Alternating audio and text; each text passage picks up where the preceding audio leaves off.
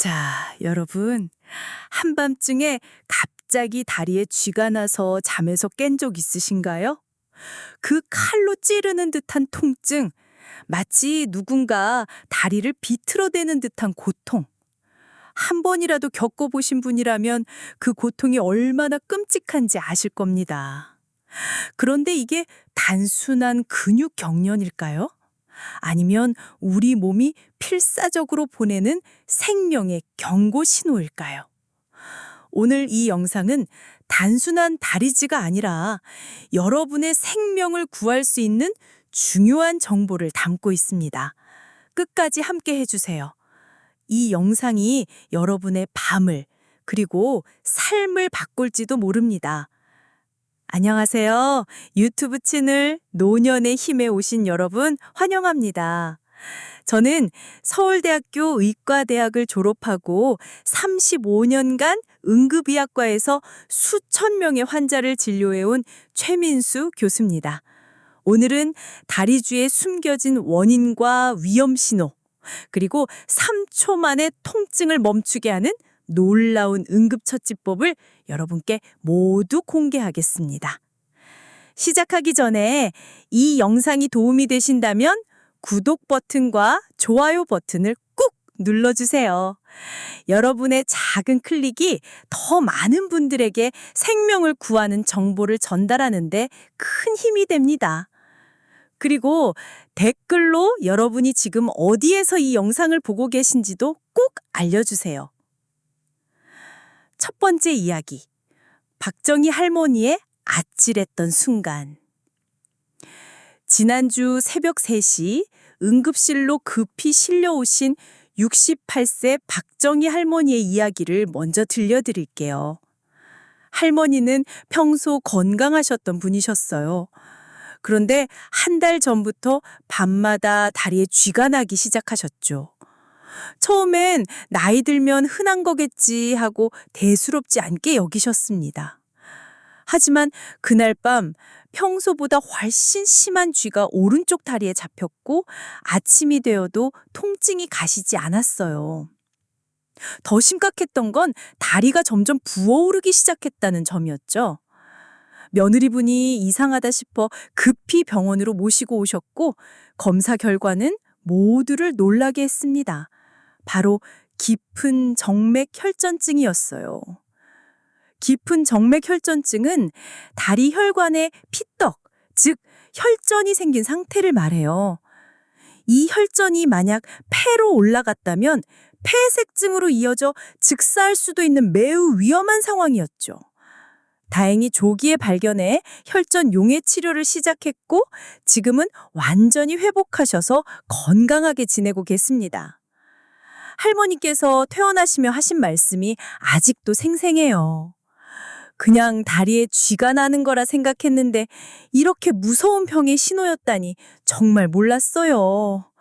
며느리가 병원에 가자고 안 했다면 어떻게 됐을지 생각만 해도 아찔해요. 여러분, 혹시 이런 경험 있으신가요? 밤에 갑자기 다리에 쥐가 나서 비명을 지르며 깬 적 있으시죠? 다리쥐, 단순한 불편이 아닙니다.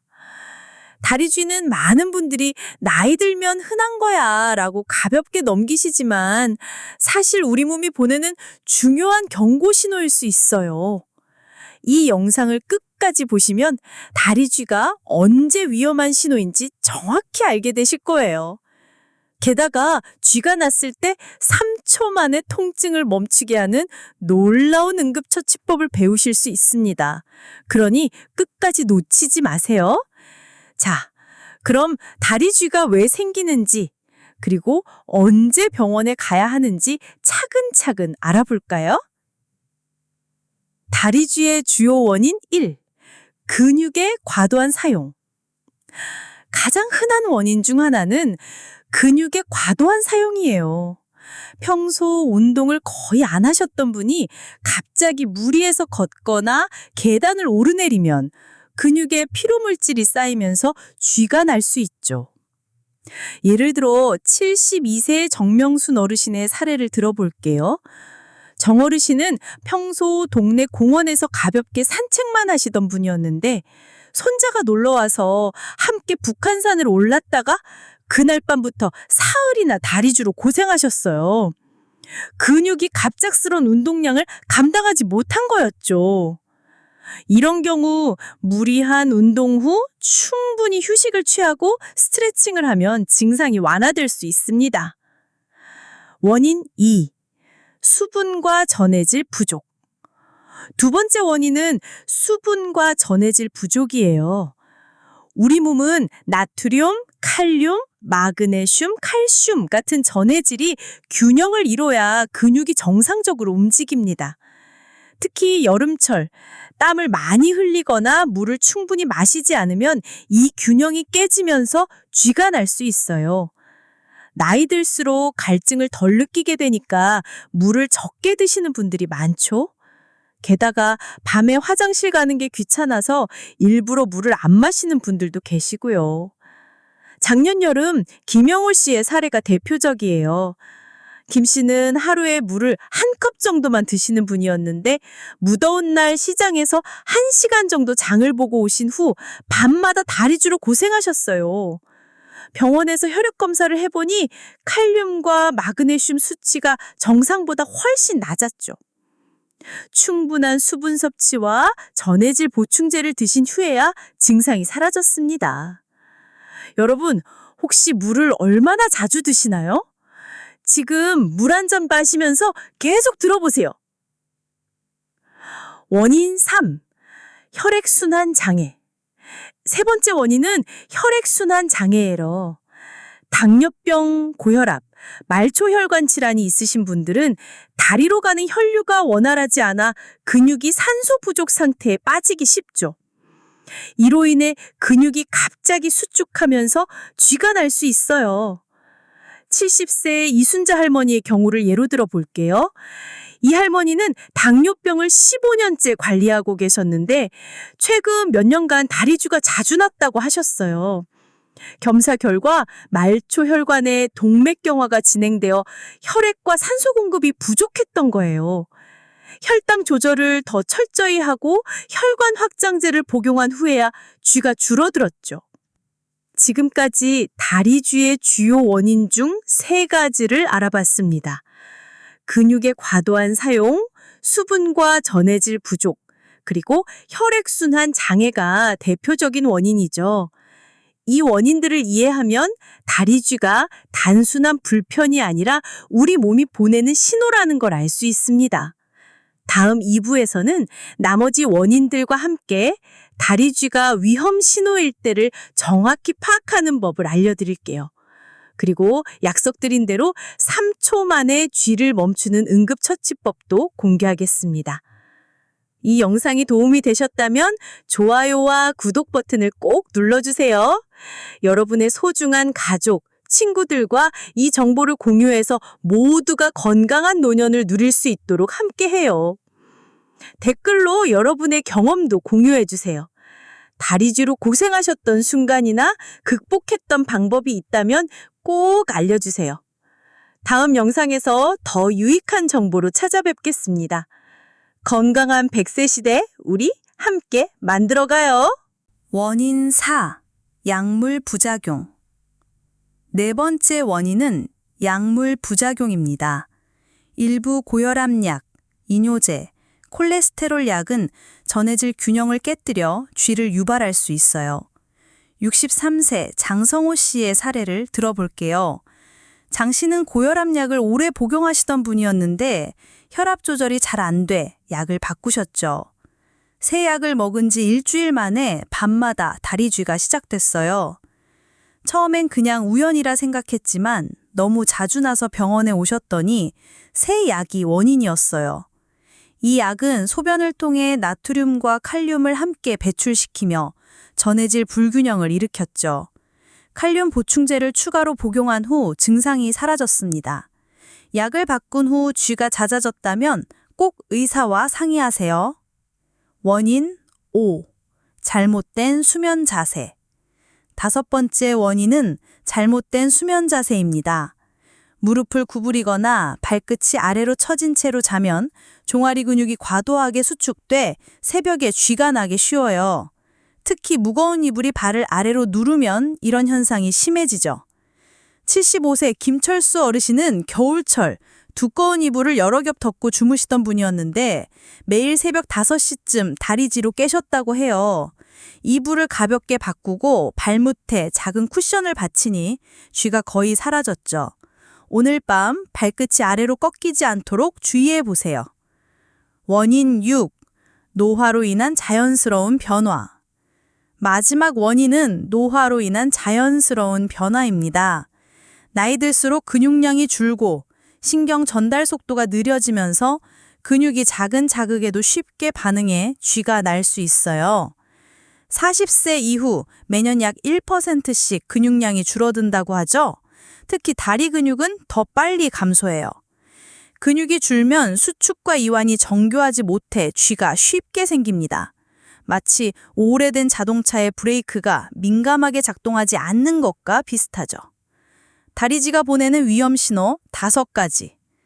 다리쥐가 단순한 불편이 아니라 생명을 위협할 수 있는 신호일 때가 있습니다.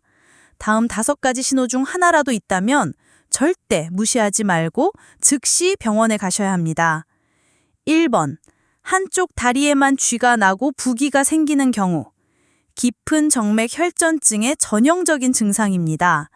혈전이 폐로 이동하면 폐색전증으로 생명을 잃을 수 있어요. 50대 이철민 씨는 왼쪽 다리에 쥐와 부기가 일주일간 계속됐지만 바빠서 병원을 미루다 폐색전증으로 응급실에 실려왔어요. 다행히 응급수술로 생명을 구했죠. 2번. 쥐가 풀린 후에도 통증과 뻣뻣함이 몇 시간 이상 지속되는 경우.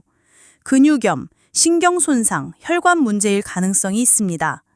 67세 송미영 할머니는 쥐가 풀린 후 이틀이 지나도 통증이 계속돼 병원에 오셨는데 근육 내 작은 출혈이 발견됐어요. 적절한 치료로 회복되셨지만 방치했다면 더 심해질 뻔했죠. 3번. 다리가 창백해지거나 차가워지며 감각이 둔해지는 경우 급성 동맥 폐색의 신호일 수 있어요. 72세 방영수 씨는 방뇨합병증으로 다리 동맥이 막혀 다리가 차갑고 창박해졌어요. 응급수술로 다리를 보존했지만 시간이 더 지체됐다면 조직이 괴사할 뻔했죠. 4번. 쥐와 함께 숨이 차거나 가슴이 답답한 경우. 혈전이 폐로 이동한 폐색전증의 신호일 수 있어요. 55세 정수연 씨는 장거리 출장 후 다리쥐와 함께 숨이 차고 가슴이 조이는 증상을 겪었어요. 빠른 대응으로 완전히 회복되셨죠. 5번. 다리에 힘이 빠지거나 마비되는 느낌이 드는 경우. 척추 신경 압박이나 신경 손상의 신호일 수 있어요.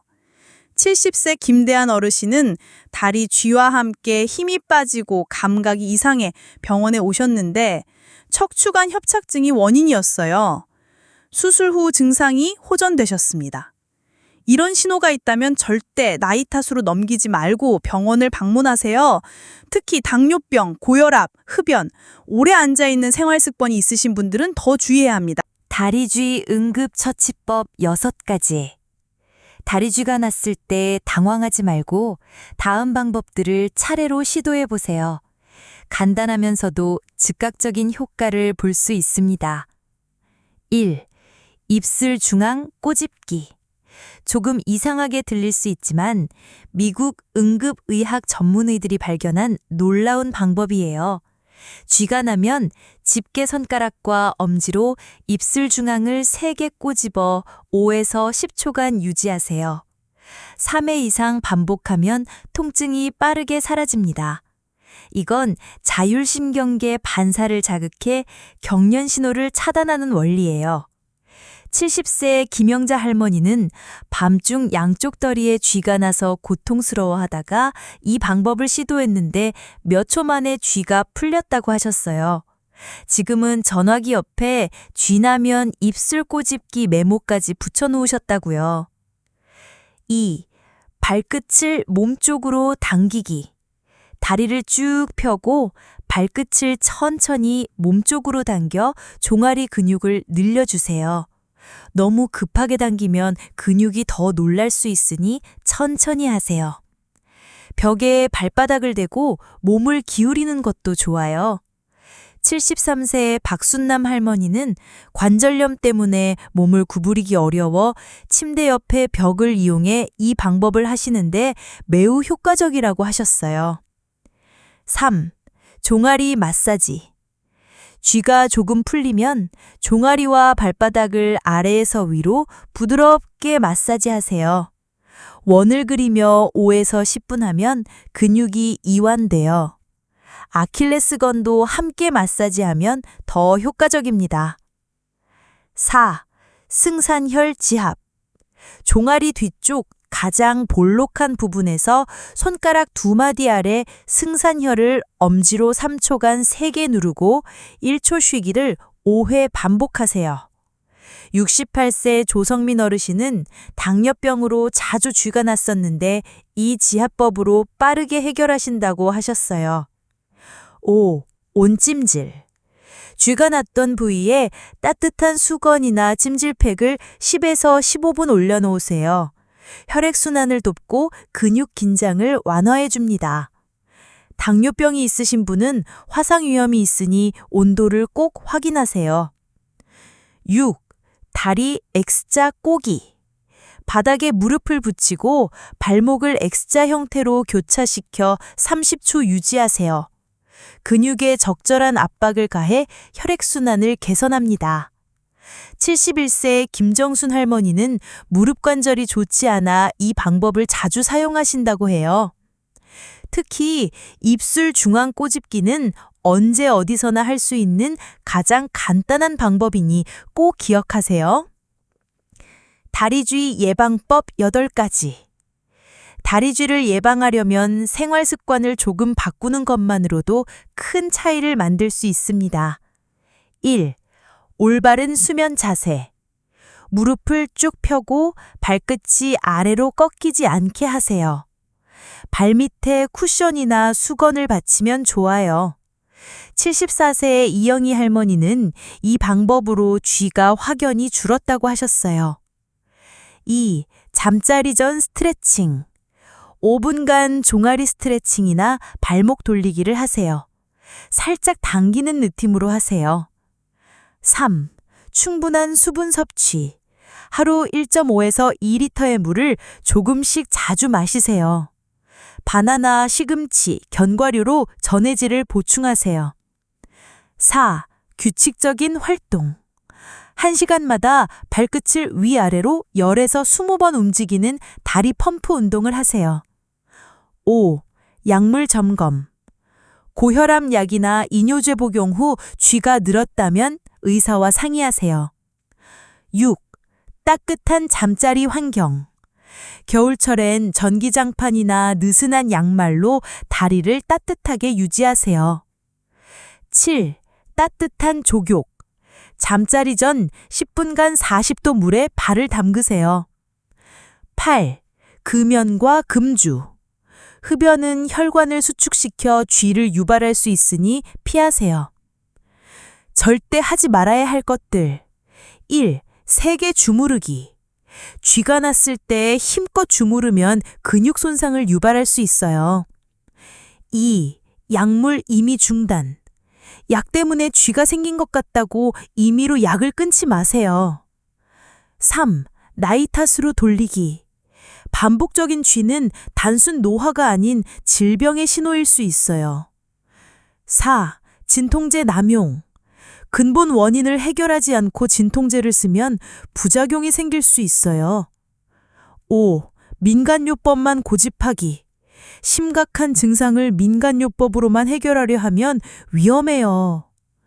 여러분, 우리 몸은 거짓말하지 않습니다. 다리쥐 같은 작은 신호도 무시하지 마세요. 박정희 할머니는 혈전 치료 후 생활 습관을 바꾸셔서 건강을 되찾으셨어요. 며느리 김승영 씨는 그때 억지로 병원에 모시지 않았다면 큰일 날 뻔했다면서 이제 가족들의 작은 증상도 주의 깊게 살핀다고 하셨어요. 오늘부터 작은 실천을 시작하세요. 물 한 잔 더 마시기, 5분 스트레칭, 올바른 수면 자세. 이 작은 변화들이 여러분의 삶을 바꿀 거예요. 이 영상이 도움이 되셨다면 좋아요와 구독 버튼을 눌러주시고 소중한 분들과 공유해주세요. 댓글로 여러분의 경험도 나눠주세요. 건강한 100세 시대, 우리 함께 만들어가요. 다음 영상에서 더 유익한 정보로 찾아뵙겠습니다. 오늘도 건강한 하루 보내세요.